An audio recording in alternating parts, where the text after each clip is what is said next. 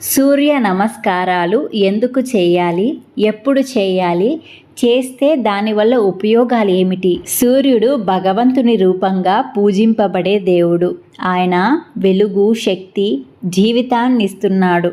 సూర్యుని ఆరాధన చేయడం వలన మనకు శారీరక, మానసిక, ఆధ్యాత్మిక, సామాజిక మరియు ధార్మిక లాభాలు కూడా ఉన్నాయి. వాటిని వివరంగా ఈ వీడియోలో చూద్దాము. సూర్యుడు జీవన శక్తికి మూలం. సూర్య నమస్కారాలు చేయడం ద్వారా ఆ శక్తిని మనము స్వీకరిస్తాము.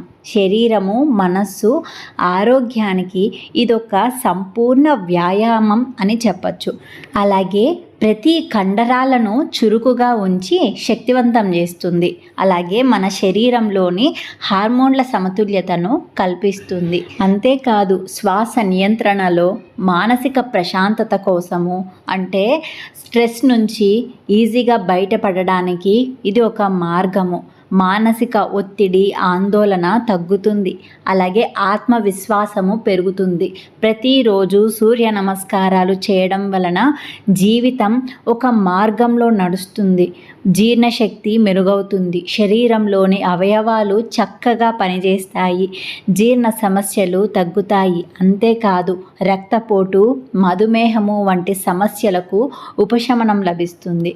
సరే, ఇంతకీ ఎప్పుడు చేయాలి అంటే ఉదయం సూర్యోదయం సమయానికి ఇది అత్యంత శ్రేష్టమైన సమయం. సూర్యోదయ సమయంలో వాతావరణం చాలా ప్రశాంతంగా ఉంటుంది. ఆక్సిజన్ సమృద్ధిగా లభిస్తుంది. ఆ టైంలో శరీరానికి సరైన వేడి అందుతుంది. మానసికంగా ఫ్రెష్గా ఉంటాము. ఖాళీ పొట్టతో చేయాలి, అంటే ఎంటీ స్టమక్తో. సాధారణంగా సూర్య నమస్కారాలు చేయడానికి ముందు కనీసం 3 నుంచి 4 గంటల వరకు ఏమి తినకూడదు.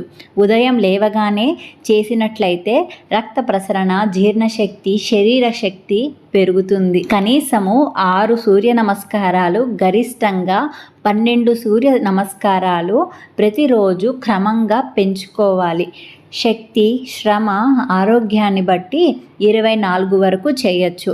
అలాగే సూర్యుడు దిశ చూసే విధానంగా చేయడం, అంటే సాధారణంగా తూర్పు దిశలో నిలిచి చేయడం చాలా మంచిది. సూర్య భగవానుని ఆరాధన వలన ఆరోగ్యానికి, అలాగే మానసిక శాంతితో పాటుగా సామాజిక మరియు ఆర్థిక లాభాలు కూడా ఉన్నాయి. అవి విద్య, ఉద్యోగము, వ్యాపారము వంటి వాటిలో విజయాన్ని కలుగజేస్తుంది. కష్టాలను తొలగించి సౌభాగ్యము, ఐశ్వర్యము, ధనము, యశస్సు కలుగజేస్తుంది. అంతేకాకుండా ఆధ్యాత్మిక లాభాలు కూడా ఉన్నాయి. అవేంటంటే పాపాలను హరిస్తుంది, పుణ్యాన్ని అందిస్తుంది, జీవితానికి సత్యాన్ని, ధ్యేయాన్ని తెలుసుకునే బుద్ధిని ఇస్తుంది. అలాగే చిత్తశుద్ధిని కలుగజేస్తుంది. సూర్యుడి కిరణాలు వలన విటమిన్ డి లభిస్తుంది. ఇది ఎముకల ఆరోగ్యానికి, చర్మానికి చాలా మంచిది.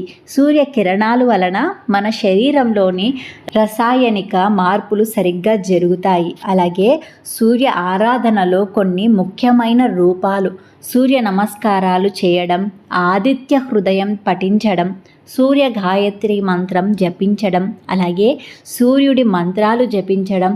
ఓం సూర్యాయ నమః, ఓం భాస్కరాయ నమః, లేదా ఓం ఆదిత్యాయ నమః, ఈ విధంగా మంత్రజపం చేయడం. అలాగే ఆదివారం రోజు సూర్యారాధన విశేష ఫలితాన్ని ఇస్తుంది.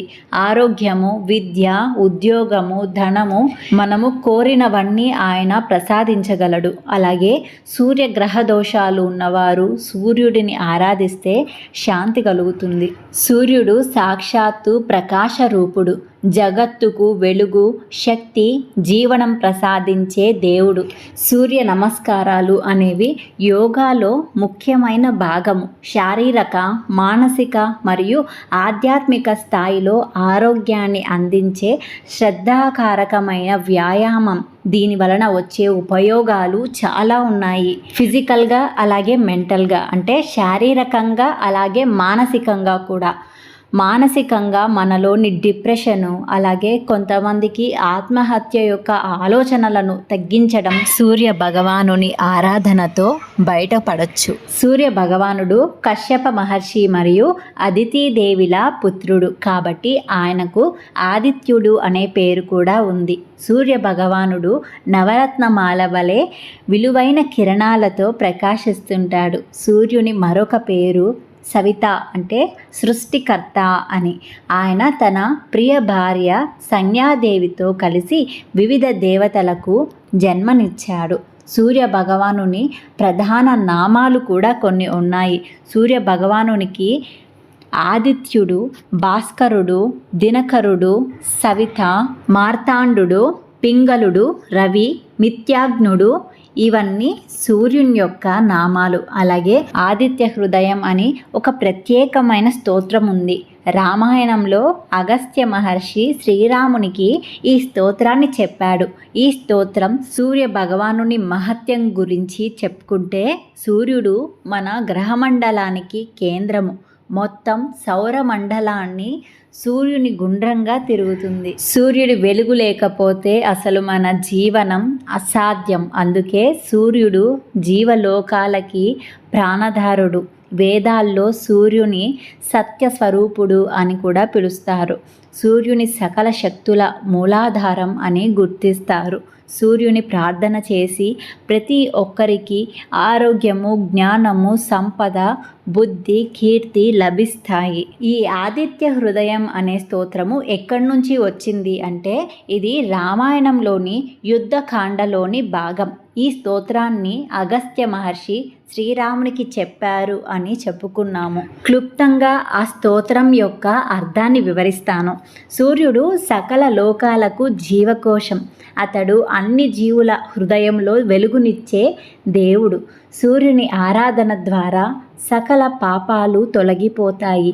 ఆయన ప్రాణశక్తిని ప్రసాదించేవాడు.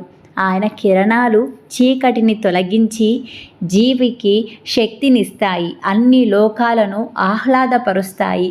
సూర్య భగవానుడు సమస్త దేవతలకు మూలాధారము, తేజస్సు మరియు సృష్టికర్త ఆయన. సూర్యుని దీవెనలతో ధైర్యము, ధనము, ఆరోగ్యము, విజయము లభిస్తాయి. సూర్యుని స్తోత్రం పఠించడం ద్వారా శత్రువులను జయించి కష్టాలను అధిగమించవచ్చు. సూర్యుని కీర్తించడం ద్వారా చిత్తశుద్ధి, ఆత్మబలము, శాంతి లభిస్తాయి. సూర్య భగవానుని ప్రధాన రూపం ఏ విధంగా ఉంటుంది అంటే, సూర్యుడు తేజోమయుడు.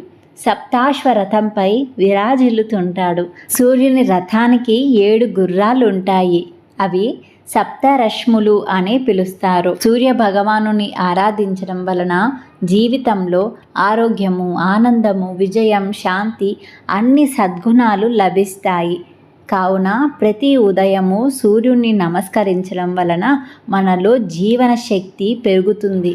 కావున ఆదిత్య హృదయం చాలా పవిత్రమైనది. సమస్త శత్రువులను నశింపచేస్తుంది. దీనిని నిత్యం జపిస్తే శాశ్వతమైన శుభ ఫలితాలు లభిస్తాయి. ఆదిత్య హృదయం స్తోత్రం యొక్క ముఖ్య సందేశం ఏంటంటే, సూర్యుడు శ్రేష్ఠుడు. అతను సకల ప్రాణులకు జీవకారుడు. ఈ స్తోత్రం పఠించడం వలన దుర్గతులు తొలగిపోతాయి. శత్రువులపై విజయం లభిస్తుంది. దీర్ఘాయువు మరియు ఆరోగ్యం లభిస్తాయి. ఆయన ఆరాధన ద్వారా సర్వము సిద్ధిస్తాయి. ఆయన స్మరించడం ద్వారా సమస్త శుభాలు కలుగుతాయి.